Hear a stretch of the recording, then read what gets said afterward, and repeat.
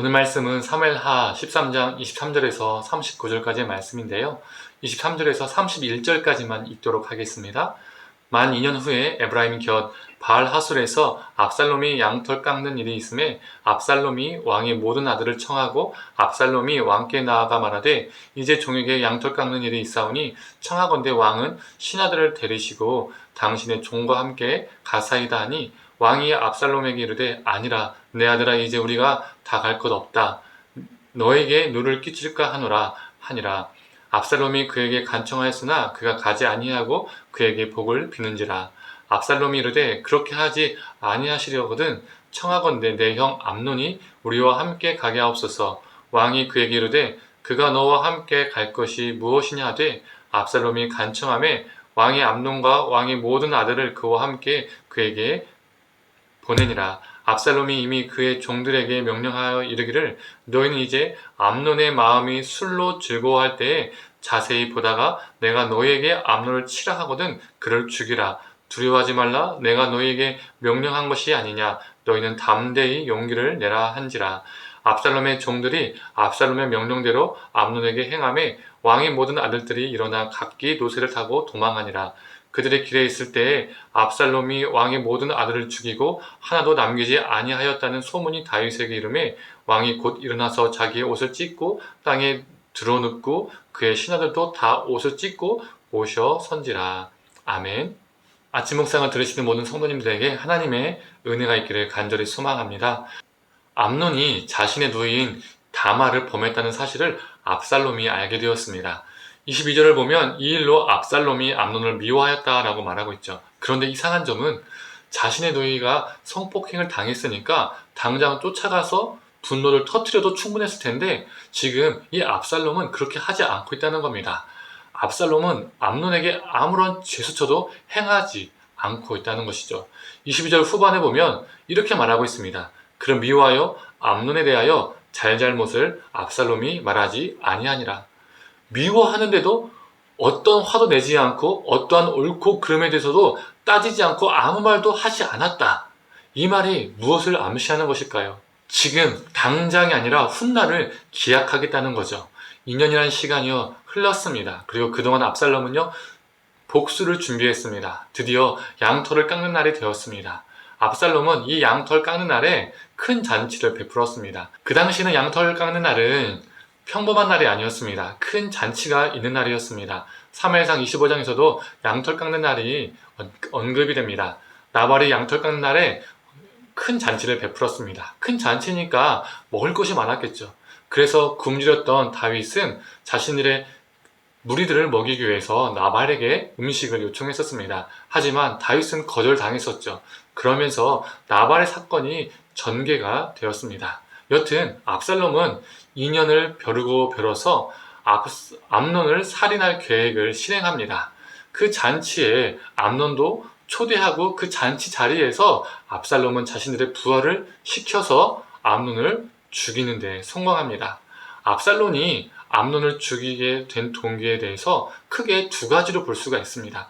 첫 번째로 말 그대로 복수의 눈이 멀어서 암논을 죽인 것이죠. 자신의 누이를 욕보였기 때문에 그 분노로 암논을 죽였다는 겁니다. 두 번째로 왕위 계승 문제 때문에 압살롬이 암논을 제거했다라고 볼 수 있습니다.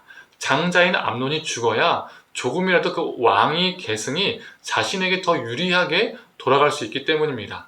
다말이 성적으로 유린당한 사건은 압살롬에게 암논을 죽일 수 있는 명분, 빌미를 제공해 주었던 것이죠. 그런데요, 이 두 가지가 동시에 함께 작용할 수도 있습니다.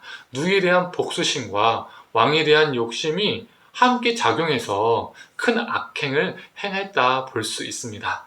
결론적으로 그가 복수의 화신이든 욕망의 눈이 먼 자든 결국 그는 자신의 이복 형제를 죽였습니다. 이 사건이 다윗에게도 전해집니다. 압살롬이 모든 왕자를 죽였다는 소식을 다윗이 듣고 다윗은 옷을 찢고 땅에 쓰러졌습니다. 불행 중 다행이라고 할까요? 오보가 되어서 전해졌죠. 압살롬이 모든 형제를 죽인 것이 아니라 단 한 명 암논만을 죽였습니다. 그런데 한 명을 죽였느냐, 모든 형제를 죽였느냐를 떠나서 압살롬의 죄악은 다윗과 다윗의 모든 신하들을 통곡하게 만들었습니다. 고통스럽게 만들었습니다. 이처럼 죄는 사람을 고통스럽게 만듭니다. 또한 압살롬은 이 일로 인하여 3년간 다윗과의 관계가 끊어집니다. 죄는 사람의 관계를 끊어버립니다. 어제 나누었던 것처럼 죄는 확장됩니다. 다윗은 바세바를 범하고 암논은 다말을 범하고 압살롬은 암논을 죽였습니다. 이 죄악의 나비 효과가 일어난 겁니다. 오늘 본문에서 우리가 주목해야 할 것은 성경은 이 양털 깎는 날에 사람의 죄악이 드러났음을 보여줍니다. 본래 양털 깎는 날은 축제이자 사람들과 함께 어울려 교제하는 기쁨의 날이었습니다. 기쁨을 나누는 날이었어요. 그러나 나발이 양털 깎는 날은 굶주린 자를 외면한 인간의 이기적인 모습을 보여주었습니다. 또한 압살롬이 양털 깎는 날은 복수심과 왕권에 대한 욕망을 보여줍니다. 이처럼 성경에서 보여주는 양털 깎는 날은 인간의 죄악이 드리워지는 날로 묘사됩니다. 하지만 우리의 어린 양 되시는 우리 주 예수 그리스도는 죄악으로 물든 우리를 건져내 주시는 분입니다. 양털 깎는 날이 참 기쁨의 날이 아니라 우리 예수님께서 참 기쁨이 되십니다. 우리 예수님께서 우리의 참 구원자 되시고 참 소망이 되십니다. 오늘 본문이 보여주는 것처럼 죄는 확장되고 잔인해지고 사람을 고통으로 넣으며 모든 관계를 깨트립니다. 죄의 힘은 너무나 강력합니다. 그래서 우리의 힘으로 스스로 이길 수가 없습니다. 오직 예수 그리스도의 은혜를 힘입어서 우리는 이길 수 있습니다. 오늘 하루도 주님의 은혜를 힘입어 죄와 싸워 승리하는 저와 성도님들 되기를 간절히 소망합니다. 함께 기도하겠습니다. 하나님, 압살롬은 그 복수심을 2년 동안 키워왔고 양털 깎는 날에 해서는 안 될 죄악을 사람을 죽였습니다.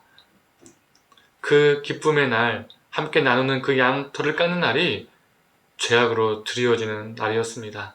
하지만 우리의 어린 양 되시는 예수 그리스도는 우리의 죄악으로 물들어진 그 삶을 깨끗게 하시고 우리의 죄에서 건지셔서 영생을 주시기 위해 이 땅에 오셨고 우리에서 십자가 못 박혀 죽으셨고 부활하셨습니다. 이 예수 그리스도의 은혜를 붙잡고 살아가는 우리가 되게 하여 주시옵소서. 어린 양 되신 예수 그리스도의 은혜를 붙잡고 오늘도 죄와 싸워 승리하는 우리가 되게 하여 주옵소서.